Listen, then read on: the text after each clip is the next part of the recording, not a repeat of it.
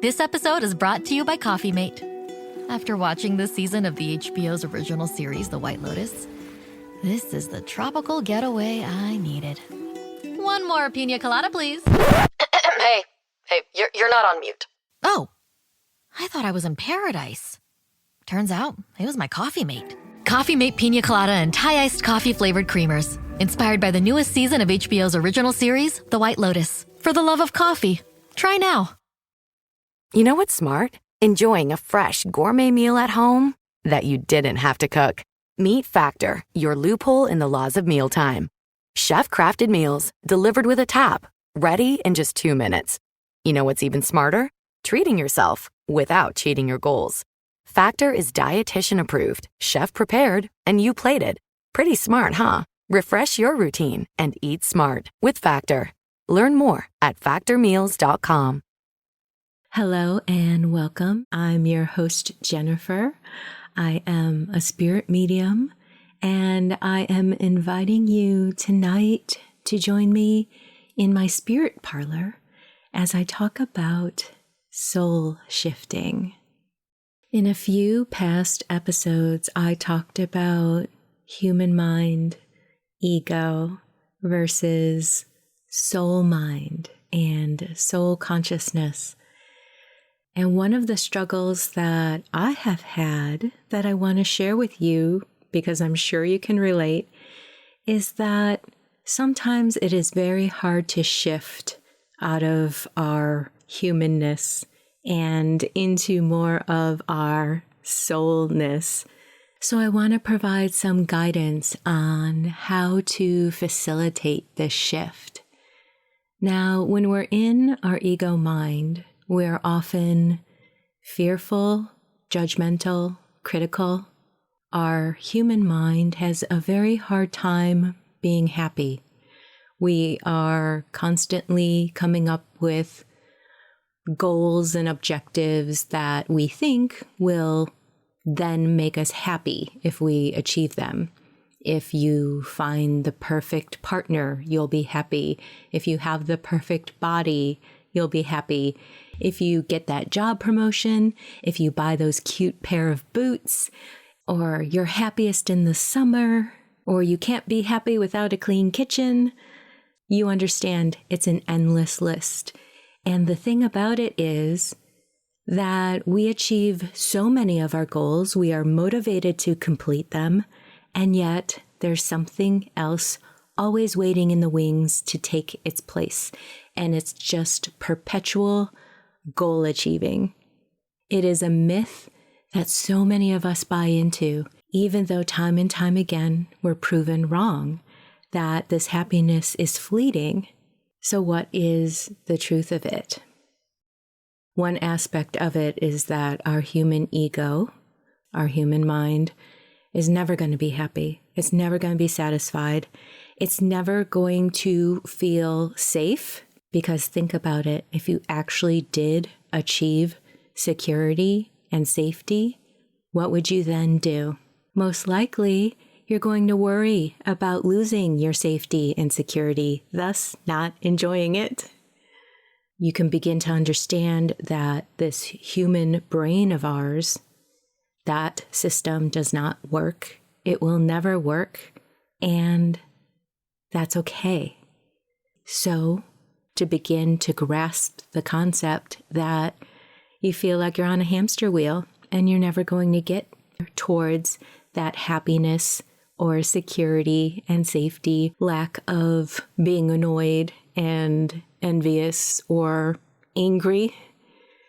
How do we get out of this cycle? This is why I want to talk about soul shifting. I've talked about our higher being. Your higher self isn't something detached from you. I think of it partly as who you were before your life data happened to you and started forming this ego consciousness of who you are and what life is like. Your higher self is you. You, your soul, in your purest form. And it can't be touched by anything that happens in this life or doesn't happen in this life. And you can shift into a soul mindset in many different ways. This universe is created by love. Our souls are love energy. The path is not to think your way into being. Thinking usually involves the ego and the human opinion. Thinking is kind of like trying to take a vehicle into the forest with you. There's no roads there. You can't do it. So instead of thinking, try creating with love. And let me put this a different way. Just act. Okay, wait. Let me back up.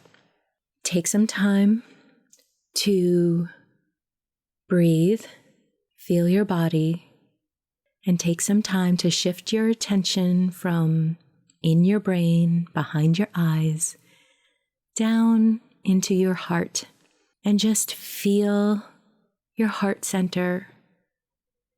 Know that you're radiating light. Know that your energy is radiating love. And from there, do an action. A lot of people don't think of themselves as creators. They don't think of themselves as creating something, but you can create anything with love. So act, just do an action. Connect with that love in your soul, and then do an action in that love. It can be anything. It could be dancing. It could be doing the dishes with love. It could be taking a shower. It could be listening to your favorite song, all the notes with love and appreciation.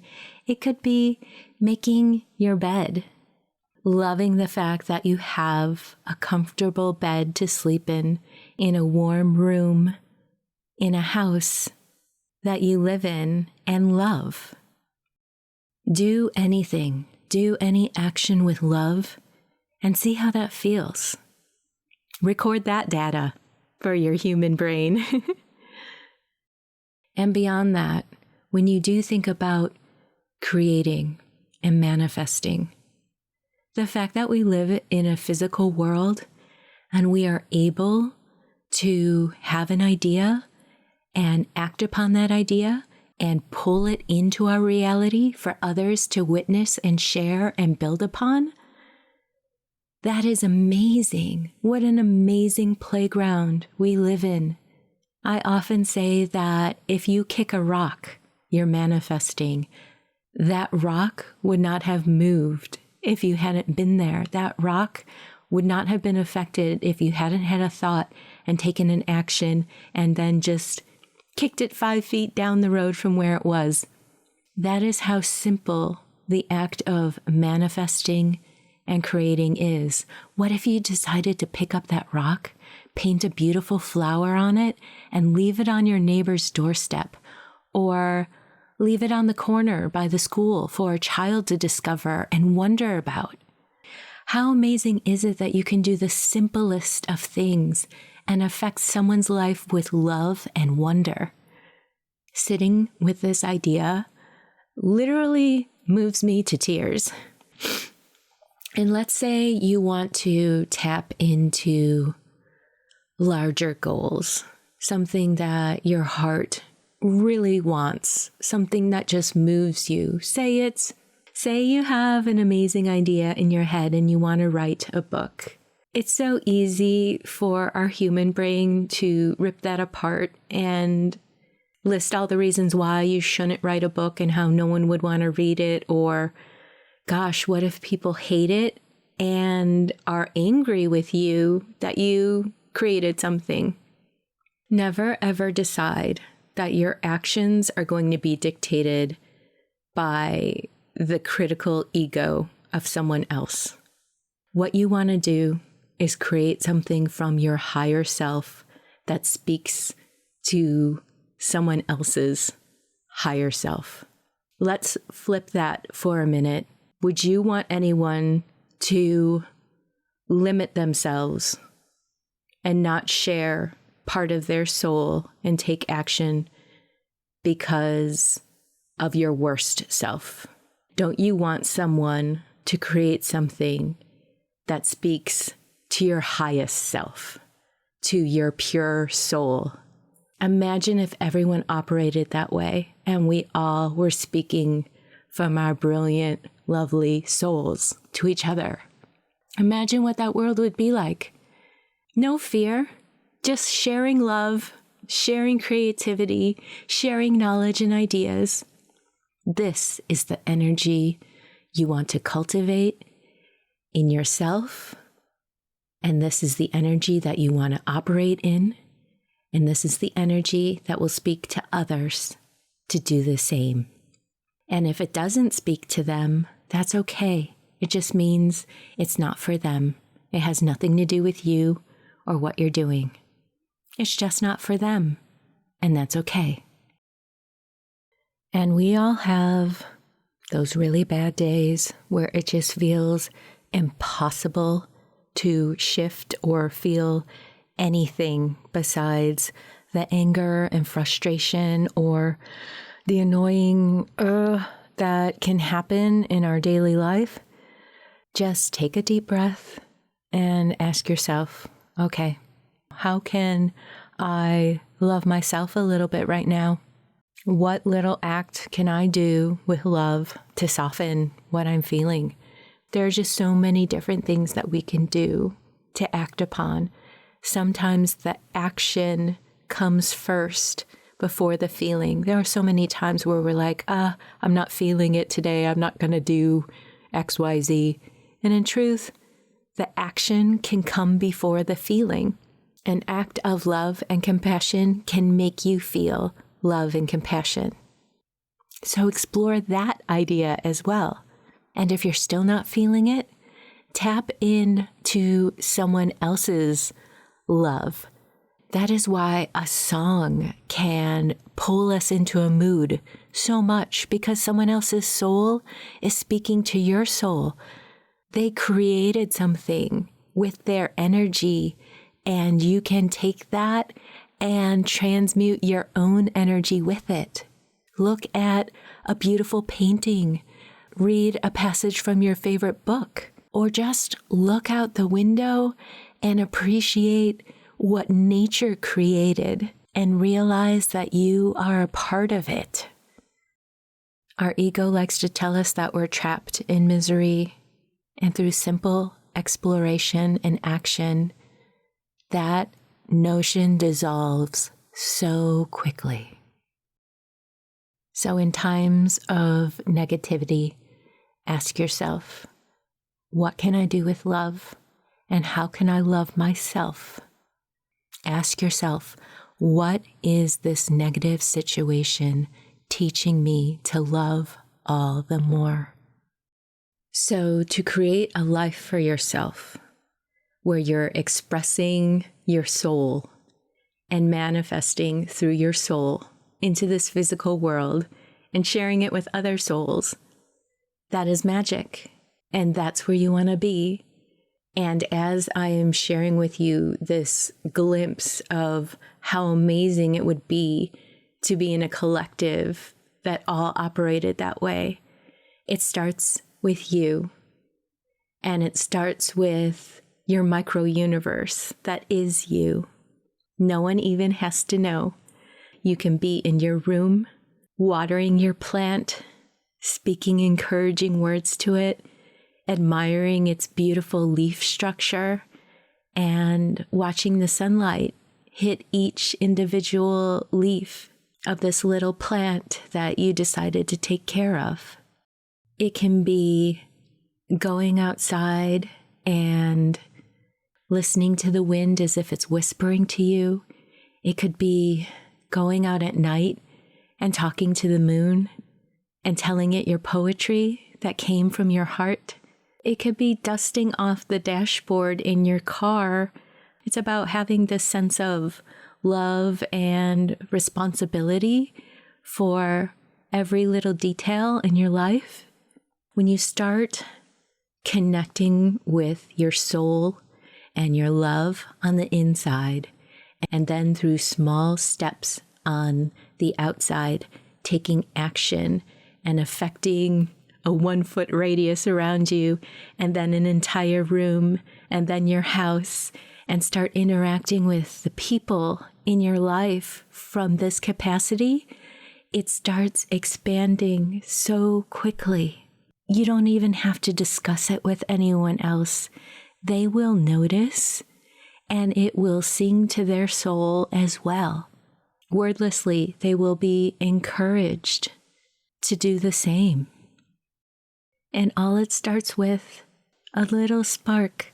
Shift out of that human brain of fear and thinking, move into that space of knowing you have everything you need, knowing that you can give yourself anything you need, because ultimately, everything you want is rooted in love. You want, you want acceptance, you want safety. All of those things come from within. Anything external that gives you that feeling is going to be fleeting, and it can be taken away at any time. And it normally needs to be replaced with something else, even if it isn't taken away. It's just this endless escalator to nowhere. So shift and give yourself love and understanding and comfort. The world is so uncertain otherwise, but internally you have it all. And it is so easy to generate and manifest it outward into your life with every teeny little action you do. And the universe is going to respond in kind. You're matching the energy and the frequency of the universe. You're tapping into that flow, and you'll realize that you're home. And that is a beautiful thing. Okay, so what do you think of this episode?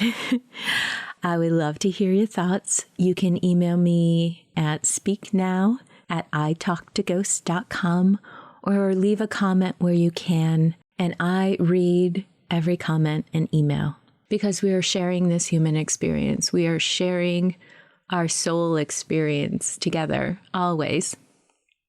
Okay. I could probably talk about this for hours, but I do want to hear your thoughts. What are some ways that you can shift into loving and being?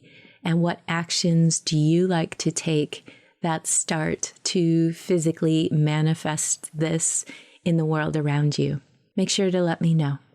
Okay, you can join me on Friday for the I Talk to Ghosts podcast, where I tell spooky ghost stories and demonstrate my mediumship work.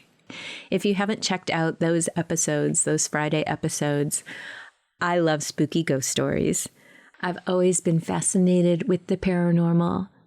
It gives us a glimpse of so many different things.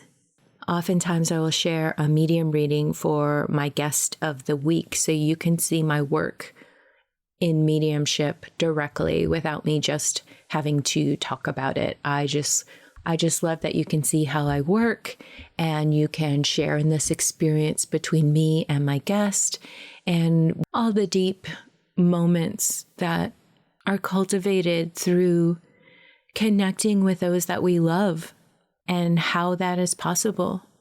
I also do a message from the spirits in which I hold space for a spirit to come close for someone listening to the episode. So that's the I Talk to Ghosts podcast, and that happens every Friday. All right, I said I was done with this episode. This time I really mean it. I hope you join me next week in my spirit parlor, and I hope you have an amazing week and explore the ideas that we chatted about today. And again, if you do, please reach out and let me know what your experience was like. Until then, take care.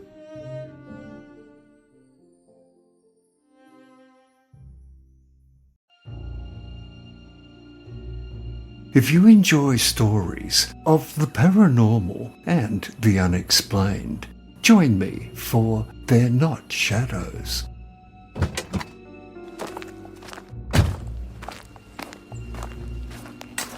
He didn't look up as I approached.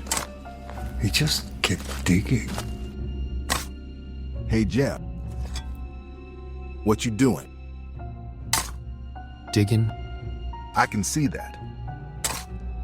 Kinda looks like a grave. Yup. A pig died. You don't have pigs. Did I say it was my pig? They're not shadows. Fears for your ears.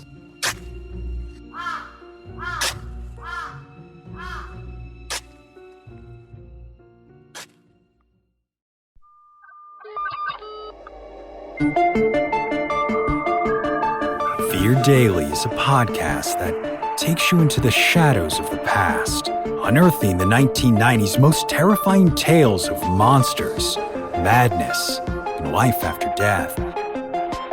Discovered on a forgotten bulletin board server somewhere in Pennsylvania's Rust Belt, these stories are an archive of humanity's strangest encounters with the unknown as told by the people who experienced them. Written by Brennan Storr, creator of the Ghost Story Guys, and hosted by Brandon Schecksnyder of Southern Gothic, Fear Daily is your window into the dark corners of our world. Follow Fear Daily today on your favorite podcatcher to receive new episodes Monday through Friday each and every week.